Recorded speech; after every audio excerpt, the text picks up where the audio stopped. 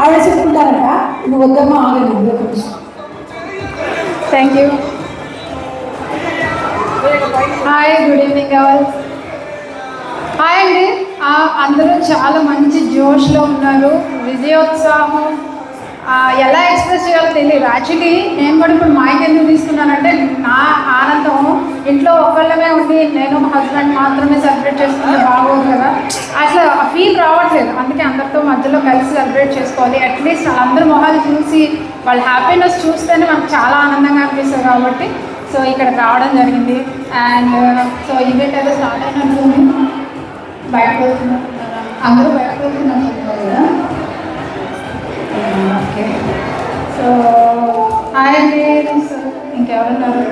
అలాగే తినడానికి కొంచెం మూడ్లో ఉన్నట్టున్నారు కదా, మళ్ళీ స్పీచ్ లాగా అనుకుంటున్నారు. ఓకే,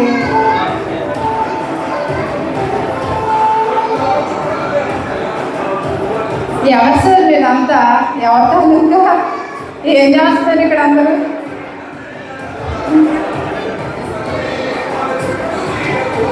చాలా హ్యాపీగా ఉంది అసలు ఒక్కొక్కరి ఫేస్ చూస్తూ ఉంటారు.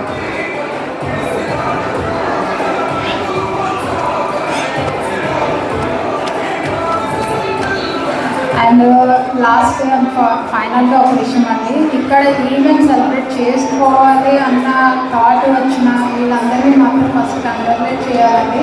చాలా thank you so much each and every one. నిజానికి వీళ్ళందరికీ నాకు కొత్త, వీళ్ళంతా ఎవరూ తెలియదు.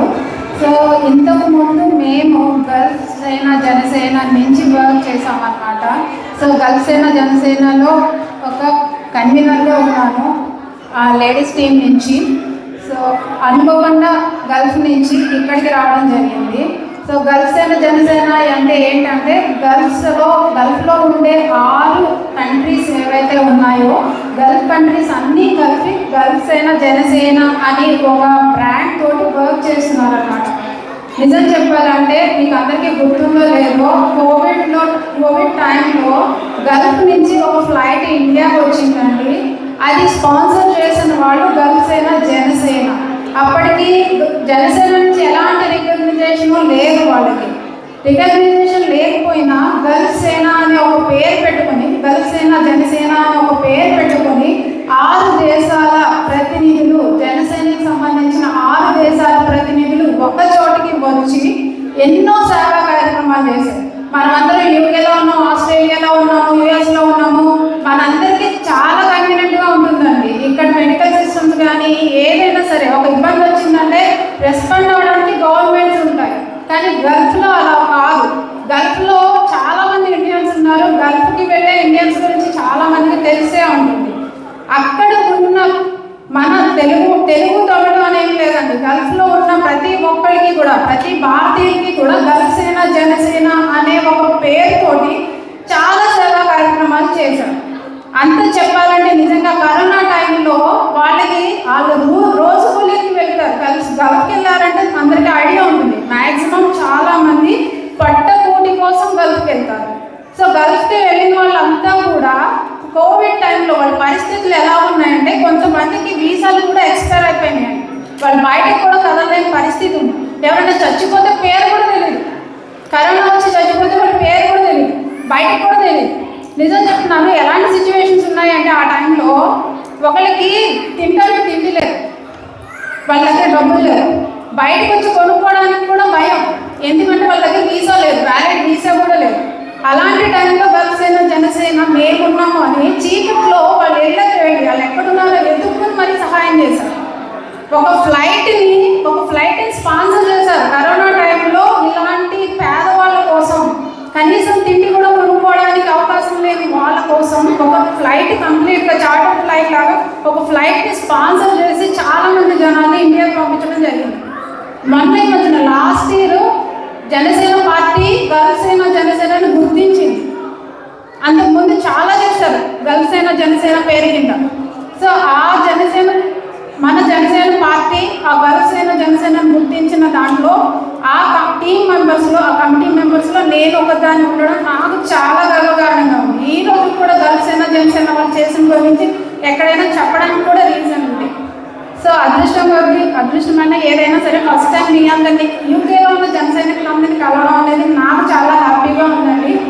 సో మనము గెలిచిపోయాం కాబట్టి గెలిచేసాం కాబట్టి ఇక్కడ పార్టీ చేసుకున్నాము లేదా మనం సెలబ్రేట్ చేసుకోవడానికి ఇక్కడ గ్యాదర్ అయ్యాము. కానీ ఒక్క విషయం చెప్తానండి, నాకైతే పర్సనల్గా చెప్తున్నాను, నాకు 100% స్ట్రైక్ రేట్ అనేది మనకి ఎడిషనల్ అచీవ్మెంట్ అంతే. నిజం చెప్తున్నాను, ఎవరు ఎక్స్పెక్ట్ చేసింది కాదు. మీరు ఏమైనా అనుకోండి, నేను టీవీ మీద కూర్చున్నాం, మేము నలుగురు కూర్చున్నాం. లండన్ తోటి కూడా ఐడియా ఉంటే తెలుస్తుంది. యాక్చువల్లీ మా ఫ్రెండ్స్ అనమాట, మేము నలుగురు టీవీ ముందు కూర్చుంటే ఆ నెంబర్స్ ఫిగర్స్ మారుతూ ఉన్నాయి. గెలుస్తాడా గెలవడా, మెజార్టీ ఎంత వస్తుంది, 1,00,000 వస్తుందా 50,000 వస్తుందా, అది అసలు మ్యాటరే కాదండి. అసలు అది ఆలోచనే లేదు. నాకు 21కి 21 రాకపోయినా మాకు ఇబ్బంది లేదు. ఎందుకంటే 21కి 21 వచ్చినాయి అంటే ఎడిషనల్గా మనకి కొంచెం యాడాన్ అయ్యింది, కనిపిస్తుంది. మన గెలుపు అక్కడ కనిపిస్తుంది, 100% అన్నది అక్కడ కనిపిస్తుంది. అయితే ఒక్క విషయం చెప్తానండి, మనందరూ సెలబ్రేట్ చేసుకుంటున్నట్టు ఈ సెలబ్రేషను ఏదైతే ఉందో, జనసేన పార్టీ గెలిచింది 21 సీట్లకి 21 సీట్లు వచ్చేసాయి. ఈ 21 సీట్లు కాదండి, ఇదే మొదలు.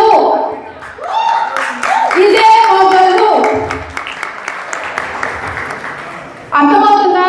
ఎవరైనా గెలుస్తాదో గెలవదో అనుకున్న వాళ్ళ కోసం చెప్తున్నా, ఇదే మొదలు. 21కి 21 కాదు, రేపు పొద్దున్న పవన్ కళ్యాణ్ గారు ఎక్కడ ఉండాలి అనే దానికి ఈ రోజు ప్రతి ఒక్కళ్ళు ఇంకా కష్టపడాలి. ఇక్కడ మొదలు పెట్టి మన కష్టం ఏంటో చూపించాలి. ఇప్పుడు దానికి చేసింది ఏం లేదు, నథింగ్.